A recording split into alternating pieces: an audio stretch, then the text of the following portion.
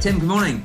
Good to Morning. meet you, and good of you to join us this morning. So you're coming to us from Leicester, is that right? I am, but I'm representing as my new role as the PVC Dean at Oxford Brookes University, so working at the business school there. Which you've never visited, apparently. Well, I've been down to the place, but it's been a long time since I've worked in Oxford, and then I worked at the other university. So I've gone moving up on the swiftly. Moving on swiftly. That's it. Well, good of you to join us. Perhaps you could just kick off by giving us a bit of background about yourself and your sort of areas of specific interest. That'd be great. Yeah, absolutely. So as you said, I'm Tim Vorley. I'm the Pro Vice-Chancellor and Dean now at Oxford Brookes Business School. I suppose in coming into this role, my background to this point, I've worked previously at the University of Sheffield, University of Cambridge, and previously before that at the Surrey Business School down the road at Oxford University. My career has really been based around kind of researching enterprise, small business and entrepreneurship. I do a lot of work with Innovate UK, UK Innovation Agency, and also with the Department for Business as well. So really kind of making sure that my research is applied, working with policymakers at the hard end. And the focus of that work really, as I said, is kind of entrepreneurship, enterprise policy, thinking around that dimension, also engaging extensively with small business, with entrepreneurs, but also looking at it through the lens of productivity, which is obviously a kind of big challenge for many businesses at the moment. And really kind of extending beyond the kind of productivity debate, looking into issues and challenges around the resilience question as they face small businesses. Again, particularly pertinent in the kind of wake of the pandemic and thinking about what businesses need to do to survive and respond in what are hugely challenging times. Interesting. I mean, we can't not mention the current situation and how you as a university are sort of coping with the situation at the moment. It must be difficult, you know, with the headlines that you're reading about students, etc. I mean, it's a massive topic for all of us to get our heads around. How are you coping with it? Yeah, I mean, it's hugely challenging for the university, and I think that there's lots of issues that are live, and that kind of ranges from obviously the movement of students back to campus, and a huge amount has been done to try and make Oxford Brookes COVID secure. Inevitably, there has been some impact on the number of cases in Oxford and Oxfordshire as a result of both of the universities. But I think since joining Oxford Brookes back in June, I've been hugely impressed with the arrangements that have been put in place to manage and mitigate that impact, both around student living, but also on campus as well. I think beyond the kind of the student side and the campus, I think the university has tried to do and support business and try and engage with a number of events and seminars that have been held online, looking at the resilience of business. And across some of the different sectors, some of which are particularly kind of pertinent to Oxford and Oxfordshire, so particularly around tourism, thinking about what needs to be done in the hospitality sector. And so a number of our colleagues are actively engaged in that and really trying to support and work with businesses in the region.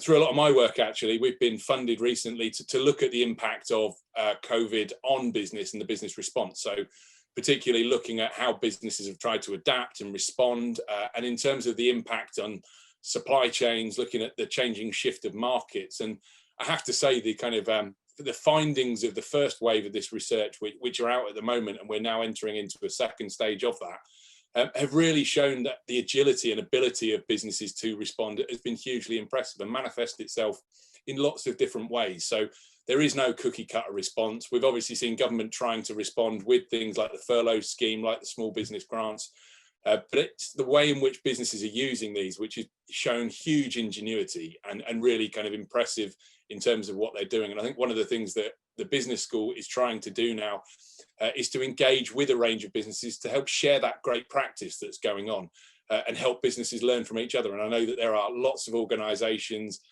across Oxfordshire which are trying to do this, and it's great to be part of that landscape. I mean, in terms of engaging with Brookes, you know, both from a business and a community perspective, your door's open. I mean, you want to build those partnerships. So what would your call to action be?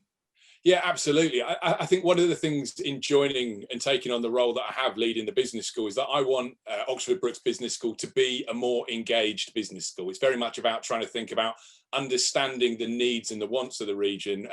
We've got a head of business and external engagement, Giles Orr, who will be familiar to many. and really kind of engaging with Giles and helping us understand what would help businesses in and around Oxfordshire.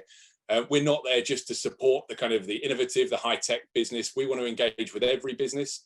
We're engaging with, like I said, a wide range of stakeholder organisations, representative groups, and really trying to develop an offer that is relevant to business. So we've got programmes like the Scale Up programme, which are currently available.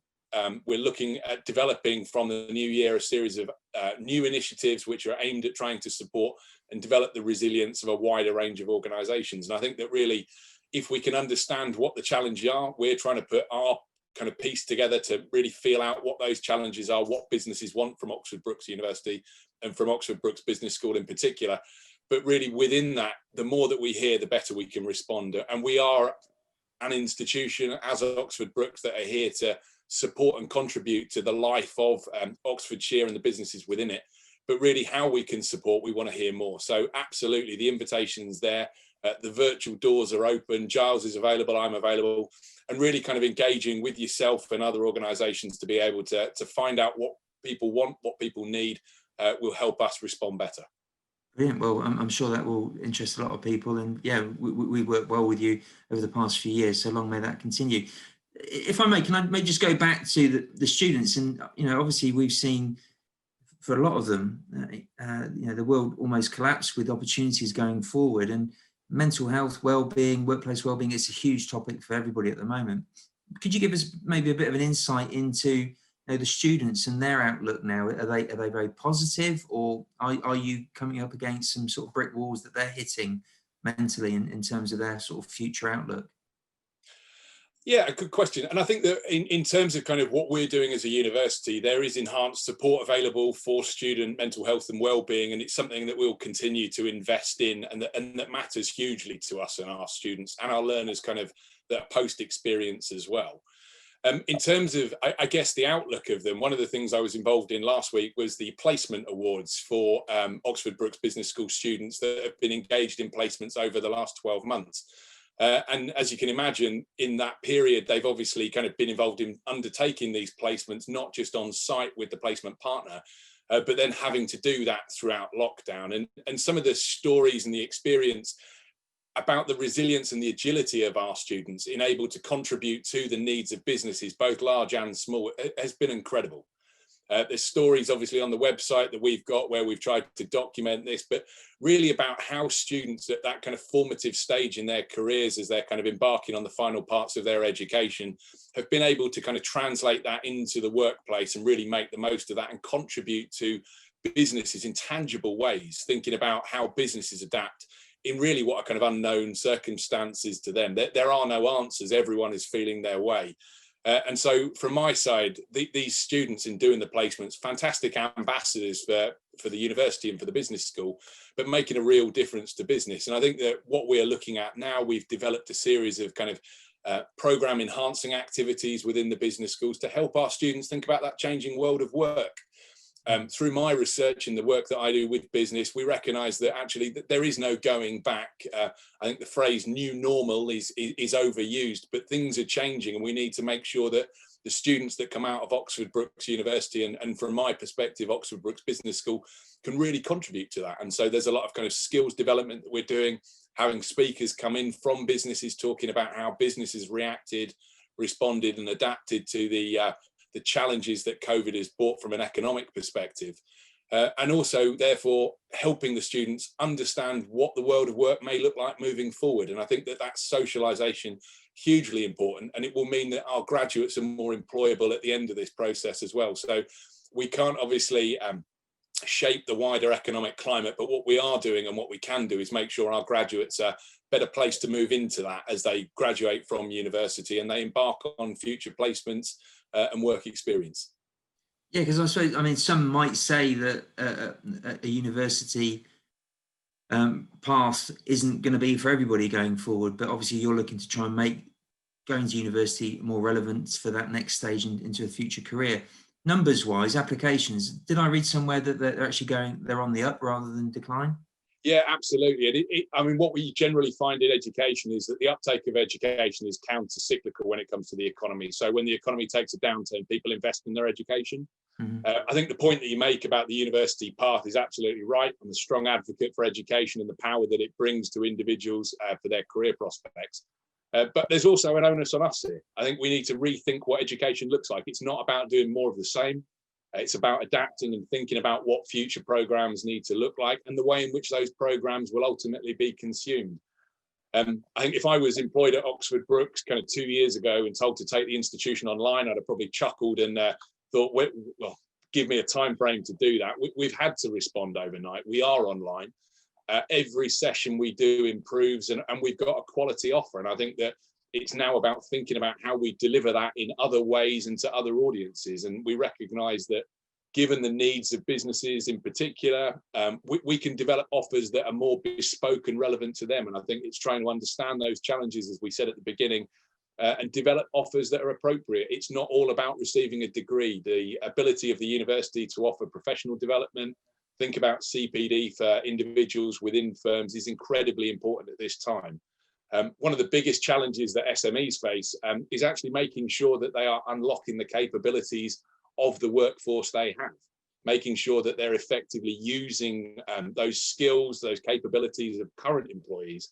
And one of the things that we can do is to work with organisations to help think through that challenge and help think through how the business model of tomorrow needs to be adapted from today to make sure that the business isn't just operational and stays afloat, but it continues to thrive in what are exceptionally challenging times. Interesting. Now, you talk about the innovation in business and how the reaction to lockdown, and a couple of sort of the larger employers in the B4 community, I said to them both, if you're given 5 years notice about COVID, how long would it have taken you to react? And said anything from 6 months to 2 years, with all the sort of, yes, we can do this, no, we can't do this. So as you say, what you've had to do and your reaction has been very swift, and it just demonstrates what businesses can do under pressure. And it will be the same going forward, I'm sure, with lots more challenges. No, absolutely. I think even with the best will in the world, when we look at risk registers that kind of the university and that corporates would have in place, this isn't something we'd anticipated at this point in time. And the need to adapt and respond has seen kind of transformative change happen radically. And I think that as a result of that, what we're now seeing is that finessing and that kind of that iteration to make sure that what we do is do more and do better. And that's constantly what we're striving for. And I think that in terms of the educational offer, that's been adapted for the students. And I think in terms of our external and business engagement with the B4 and other communities, it really is about trying to understand what the need is. I think that we recognise, and experience tells us that there are common challenges that many SMEs face, but they see them in their own bespoke individual context. And we need to be able to work with organisations to help them help themselves. It's not about giving an answer here. It's about trying to identify the possibilities and what will help businesses be in that better place.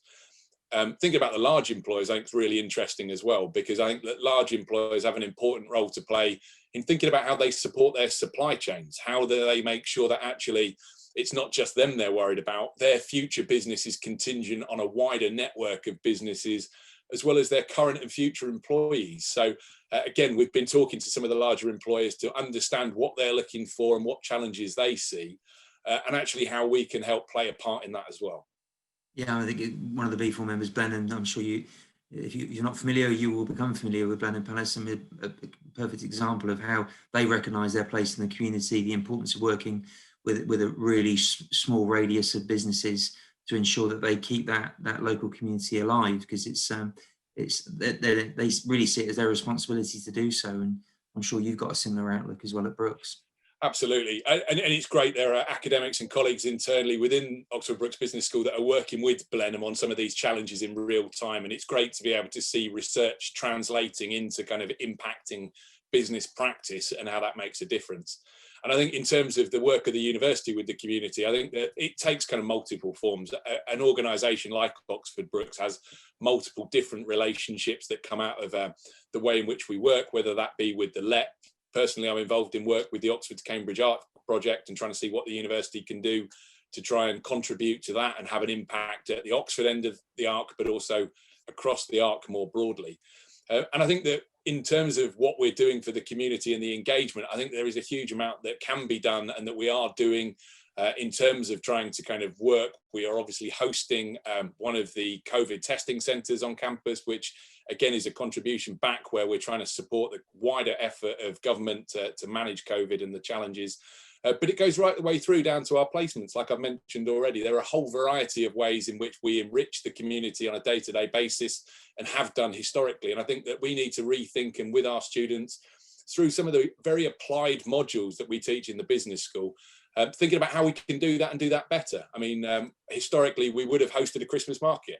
We're now looking at the ways in which we can deliver some of these things online and actually engage the wider community in this, in accessing some of the services, some of the products that maybe they would have been able to really purchase through that, but doing it in a way and also with a kind of more socially aware, socially engaged tone to it, recognizing the challenges that everyone faces at what is a hugely difficult time.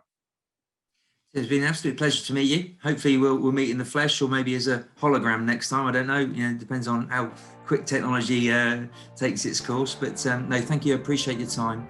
And good luck in the new role. Thanks very much. Yeah, great to be able to talk to you. Through the gates.